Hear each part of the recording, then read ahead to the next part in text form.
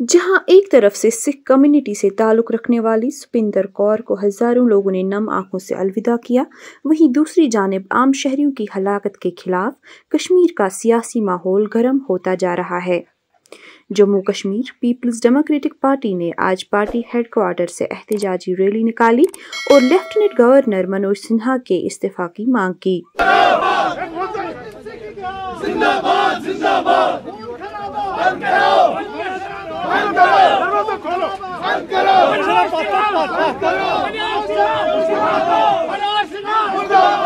मनोज सिन्हा, उन्हें कोई moral authority, moral हक नहीं बनता कि वो कंटिन्यू करें, और हम ये डिमांड करते हैं कि वो इस्तीफा दे दें। उनको जो काम करना था, चाहे सिक्योरिटी के लिहाज से, चाहे डेवलपमेंट के लिहाज से, और खुसूसन यहाँ के अवाम को तहफ़्फ़ुज़ देने के लिए, उसमें वो नाकाम रहे हैं।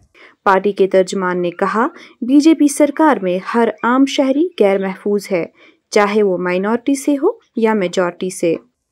एक तासुर पैदा किया जा रहा है, जहां ये बिल्कुल आया बात है कि जो कुछ यहाँ हो रहा है वो हुकूमत वक्त की नाकामी है, लेकिन इसको भी यहाँ के लोगों पर मढ़ा जा रहा है।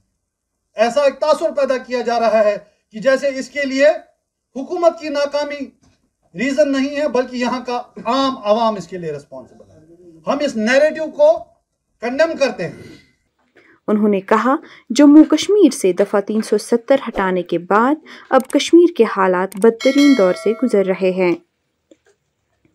वहीं दूसरी जानिब साबिक वजीर आला उमर अब्दुल्ला ने सुपिंदर कौर के घर जाकर मेजॉरिटी कम्युनिटी से अपील की कि माइनॉरिटी कम्युनिटी से वाबस्ता लोगों की सिक्योरिटी के लिए सामने आ जाएं।